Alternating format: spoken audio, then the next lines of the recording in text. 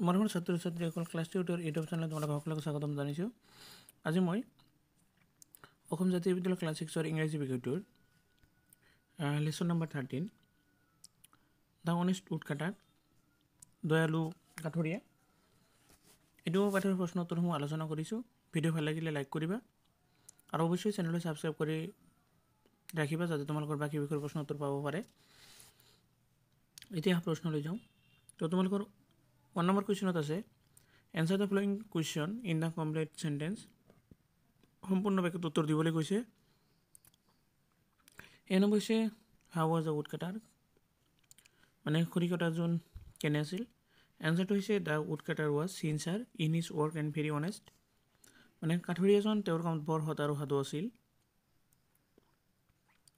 B নম্বৰটো হৈছে what did he bring from the forest, জংঘলৰ পৰা তেওঁ কি আনিছিল। উত্তৰটো হৈছে he brought the wood home and sold them out, তেওঁ কাঠবোৰ আনিছিল আৰু বিক্ৰী কৰিছিল বজাৰত। চি নম্বৰ হৈছে what happen to his axe, মানে তেওঁৰ কোঠাৰখন কি হৈছিল। The axe slipped out from his hand and fell into the river, মানে কোঠাৰখন তেওঁৰ হাতৰ পৰা পিছলি যায় আৰু নদীত পৰি যায়। ডি নম্বৰ হৈছে হু এপিয়াৰ্ড বিফৰ হিম ছাডেনলি, হঠাতে তেওঁৰ সন্মুখত কাৰে আবিৰ্ভাৱ হৈছিল। এনচাৰটো হৈছে ছাডেনলি এ ৱাটাৰ ফেয়াৰী এপিয়াৰ্ড বিফৰ হিম, মানে হঠাতে এজন জলপৰী তেওঁৰ সন্মুখত মানে দেখা দিছিল বা আবিৰ্ভাৱ হৈছিল। ই নম্বৰটো হৈছে what did water fairy give him as a reward, মানে পৰিজনে তেওঁক পুৰস্কাৰ হিচাপে কি দিছিল। The water fairy give him the golden axe and the silver axe as reward beside as he on has, তাৰমানে জলপৰীজনে তেওঁৰ পুৰস্কাৰ হিচাপে সোণৰ কোঠাৰখন আৰু ৰূপৰ কোঠাৰখনৰ উপৰি তেওঁ নিজৰ কোঠাৰখনো দিলে। 2 number questions how did the woodcutter find his own axe, খৰি কটাৰীজনে কেনেকৈ তেওঁৰ নিজৰ কোঠাৰখন পাইছিল। দ্য উডকাটাৰ ৱাজ অনেষ্ট, মানে কাঠৰীয়াজন বৰ দয়ালু আছিল, সৎ মানুহ আছিল। He refuse to take the golden and silver axe from the fairy as they were not his. At this the fairy was happy and she gave his own axe along with the 2 others, মানে জলপৰীগৰাকী তেখেতৰ সততা দেখি মুগ্ধ হৈ তেখেতক সোণৰ ৰূপৰ লগতে তেওঁ নিজৰ কোঠাৰখনো ঘূৰাই দিছিল। 3 নম্বৰ আছে right whether the following statements are true or false, মানে সত্য নে অসত্য লিখিব দিছে। এ নম্বৰ হৈছে the woodcutter sold the woods to a merchant, এইটো true. B number the water fairy was a beautiful girl, এইটো ট্ৰু হ'ব, মানে ধুনীয়া ছোৱালী আছিল এগৰাকী। C number at first the water fairy gave the woodcutter the silver axe, false, তাৰমানে জলপৰীজনে তেখেতক প্ৰথমতে সোণৰ কোঠাৰখনহে দিছিল, ইয়াতে কিন্তু চিলভাৰ মানে ৰূপৰ সোণৰ কথা কৈছে, গতিকে এইটো কি হ'ব, ফল্ছ বা মিছা। ডি নম্বৰত কৈছে the water fairy did not give the water his on his axe, মানে জলপৰীয়ে তেখেতক মানে নিজৰ কোঠাৰখন ঘূৰাই নিদিয়া বুলি কৈছে, গতিকে এইটো কি হ'ব, ফল্ছ মানে মিছা। ই নম্বৰ হৈছে গ্ৰেট ইজ ভাইচ, সত্যতাই পৰম ধৰ্মৰ মূল, গতিকে এইটো কি হ'ব, ট্ৰু অথবা সঁচা। এইবাৰ তোমালোকৰ এক্টিভিটি 1 মানে গ্ৰামাৰ ছেকশ্যনত fill in the blanks with few, a few, the few, little, a little and the little, much many, এইকেইটা শব্দৰে খেলঠাই পৰা কৰিব লাগিব। চ' এই নম্বৰত 1 নম্বৰত আছে the girl give the girl dash oranges, এইটো এ ফিউ মানে এটা যেটা হিচাপ কৰিব পৰা গৈছে, অলপ, এ ফিউ মানে অলপ, চ' এইটো কি হ'ব, এ ফিউ হ'ব এইটো, ইয়াতে a few the give the girl a few oranges. 2 number dash men who gathered their brought the injured boy to the hospital, এইটো হ'ব ফিউ।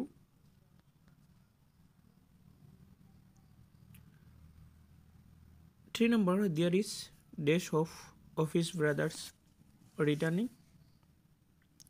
এইটো হ'ব কি, মাছ, ইয়াতে মাছ খালি ঠাইত মাছ ভৰাই দিব লাগিব। 4 নম্বৰত please give me dash water as I am a very thirsty, so' ইয়াতে কি হ'ব, much water. 5 number the cat drank the milk dash milk which I stored in the mug, এইটো হ'ব দ্য ফিউ, মানে কিছু পৰিমাণৰ কথা কৈছে, সেইকাৰণে the cat drank the few milk which I stored in the mug. 6 number, the president felt ashamed of himself as a few members of his club were present.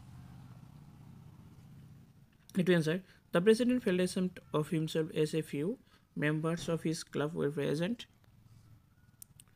7 number, many girls applied for the post. এইটো actually days হ'ব, ইয়াতে days দিয়া হ'ব, so ইয়াতে হ'ব many girls applied for the post. Konika needs এইটো মাছৰ জাগাত কি হ'ব days, money as he giving to buy a dictionary, so এইটো লিখিব লাগিব Konika much money as she is going to buy dictionary. 9 নম্বৰত আছে the project is taking days time, এইটো হ'ব কি much time, the project is taking much time. 10 number, she worked here for days years, এইটো few বা many years. 11, today I am feeling days better, এইটো little বা much better, যিকোনো দুইটা এটা দিলেই হ'ব, a little much. Next 12 number, days of his friends did not go to attend the meeting, এইটো হ'ব many of his friends did not go out attend to the meeting. এবার activity 2 তোমালোকক দিয়া আছে construct the sentences for each of the following structure. তলত দিয়া গঠনবোৰ প্ৰত্যেকৰে উত্তৰকৈ ব্যাখ্যা আছে, মানে কেনেকৈ subject plus verb object এইটো মানে গঠন কৰিব লাগিব সেই অনুযায়ী। তো প্ৰথম এটা বাক্য দিয়া আছে ৰাজু সিংস মানে কি এইটো SOV মানে কি SV হৈছে subject আৰু V তে verb, তো ৰাজু হল subject আৰু V তে হল কি verb। নেক্সট 2 নম্বৰ আছে বিনয় প্লেস, এতে বিনয় হল subject S আৰু V তে প্লেস মানে এইটো হল verb। এবাৰ 3 নম্বৰত আছে SVO, তিনিটা লাগিব সাবজেক্ট ভার্ব প্লাস অবজেক্ট লাগিব, সেতে সো রাজু সিং সং এইটো হল সাবজেক্ট, এইটো ভার্ব আৰু এইটো হল object. Next Rita drinks coffee, ৰিতাটো হল সাবজেক্ট, ড্ৰিঙ্কটো হল কি মানে ভাৰ্ব আৰু এইটো হল অবজেক্ট। এবার SVC subject verb plus complement, Sarita হল কি সাবজেক্ট, ইয়ার ভার্ব হল ইজ, বাকি এ সিঙ্গার হল কি complement. Next Vinod is a driver, বিনোদটো হল সাবজেক্ট, ইজটো হল ভার্ব আৰু ড্রাইভারটো হল কমপ্লিমেন্ট। এবার সাবজেক্ট ভার্ব এডভার্ব লাগাব, সাবজেক্ট টু হি হল সাবজেক্ট, কাম টু হল ভার্ব, ইয়েস্টার টু হল এডভার্ব, এতে adverb. Next Kuku sings nicely, Kuku টু হল সাবজেক্ট, সিংস ভার্ব আর নাইসলি মানে কি এডভার্ব। এবার subject plus subject verb plus object complement আছে, দ্য টিচার টু হল সাবজেক্ট, সো হিজ প্রাইস এইটো হল O. Next my mother gave me a pet, এইটো SVO আছে, এইটো মাই মাদার হল সাবজেক্ট, গেভ মানে হল ভার্ব আর বাকি দুইটা হল ডাবল ও। এবার subject plus verb plus object plus complement চাৰিটা থাকিব লাগিব। এইটো দ্য মেট, দে টু হল কি সাবজেক্ট, মেট হল ভার্ব, মিটো হল অবজেক্ট আৰু কেপ্টেইন হল কমপ্লিমেন্ট। তাৰপিছত he met his Binod fool, হিটো হল সাবজেক্ট, মেটো হল ভার্ব, বিনোদ হল কমপ্লিমেন্ট অবজেক্ট আৰু ফুল হল মানে কমপ্লিমেন্ট। এবার subject object verb plus adverb লাগিব। Raju song a song, Raju টু হল subject, sang two hall Raju song a সং ইন দ্য অবজেক্ট, এইটো 2 নম্বৰটো আছে the player played the game well, এইটো অপশনত দিয়া আছে, এইটো চাই ল'বা। 3 নম্বৰ এক্টিভিটিত আছে find out the pattern of the following sentences, তলত দিয়া বাক্যবোৰৰ কি পদ্ধতি লিখা হৈছিল ওলাব দিছে। শি ইজ ক্ৰাইং লাউডলি, ইয়াতে সাবজেক্ট ভাৰ্ব এডভাৰ্ব, এইটো চোৱা শি টু হল সাবজেক্ট, ইজ ক্ৰাইং টু হল কি তোমালোকৰ মানে ভাৰ্ব আৰু লাউডলি হল এইটো। 2 নম্বৰত আছে দে আৰ প্লেইং ফুটবল, এইটো সাবজেক্ট ভাৰ্ব প্লাস অবজেক্টত আছে। 3 number the boy is sad, এইটো সাবজেক্ট ভার্ব প্লাস অবজেক্টত আছে। Next Meenakshi made her happy, এইটো subject verb object complement. Birds fly, এইটো সাবজেক্ট আৰু ভাৰ্বে আছে। Next 6 number he bought a car yesterday, এইটো সাবজেক্ট, হি টু হল সাবজেক্ট, ভি মানে হল বট, এ কার টু হল অবজেক্ট আৰু ইয়েস্টাৰডে টু হল এডভাৰ্ব। Next 7 number he gave me a chocolate, এইটো হল হি টু হল সাবজেক্ট, এস গেভ মানে ভার্ব, মি মানে টু হল অবজেক্ট আৰু বাকি এ চকলেট হল কমপ্লিমেন্ট। 7 নম্বৰত আছে আই এম এন ইঞ্জিনিয়ার, এইটো আই এম টু হল সাবজেক্ট, আই টু হল সাবজেক্ট, এম টু হল ভার্ব আৰু এন ইঞ্জিনিয়ার হৈছে কমপ্লিমেন্ট। Activity 4 দিয়া আছে fill in the blanks with subject as object O complements a verb V or adverb A এইকেইটা শব্দৰে পুৰা কৰিব দিছে I am learning object বহাব লাগিব এটো dance দিয়া হৈছে object Dash writes loudly এটো subject কি বহাম ৰহিম বা যিকোনো নাম এটা দিলেই হল 3 নম্বৰতে আছে the sick man is complement বহালে is dead বহালেই হ'ব Manish dash his mother এটো verb বহালে গতিকে makes মানে কি বনোৱা Manish makes his mother happy মানে কি মনীষে তেখেতৰ মাকক মানে হেপি খুশি কৰি আছে আনন্দিত কৰি আছে ভি নম্বৰটো মানে 5 নম্বৰটো আছে এ ৰেষ্টলাৰ ভি ডেশ আছে ভি2 বহাব লাগিব গতিকে ফ্লাইট 6 ডেশ গ্ৰান্ডমাদাৰ টেলস ডেশ ষ্টৰিজ ইয়াতে অবজেক্ট বহাব অবজেক্টটো হৈছে কি মি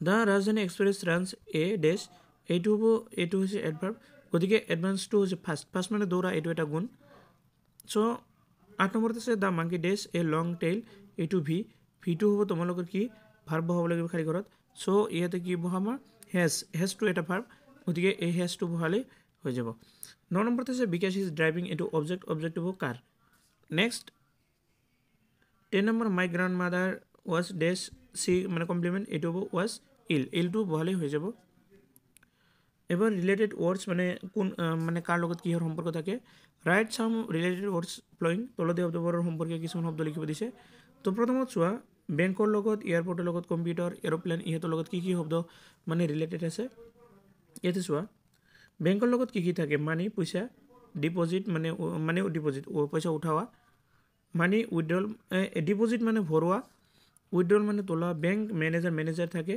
কাস্টমাৰ থাকে ইন্টাৰেষ্ট থাকে লোন থাকে লকাৰ এণ্ড পেনশন এইকেইটা বস্তু কাৰ লগত ৰিলেটেড মানে বেংকৰ লগত এবাৰ এয়াৰপোৰ্টৰ লগত কি থাকে মানে ৰিলেটেড সম্পৰ্কীয় aeroplane pilot air hostess ticket counter landing taking off checking security airport air measurement এইকেইটা থাকে এবাৰ কম্পিউটাৰৰ লগত কি মানে ৰিলেটেড আছে computer screen software hardware mouse keyboard menu folder monitor system unit printer scanner floppy disk little bar toolbox file etcetera এইবোৰ বস্তু থাকে মানে কম্পিউটাৰত এবাৰ এৰোপ্লেনত কি থাকে flying landing taking off air hostess pilot food supply tea belt high flying লো ফ্লাইং এভিয়েশন ফুয়েল এইকেইটা বস্তু থাকে মানে এয়াৰপ্লেনৰ লগত আৰু তোমালোকৰ আজিৰ ভিডিঅ' এইখিনিলৈকে আৰু ভিডিঅ'টো চোৱাৰ বাবে ধন্যবাদ জনাইছোঁ সকলোকে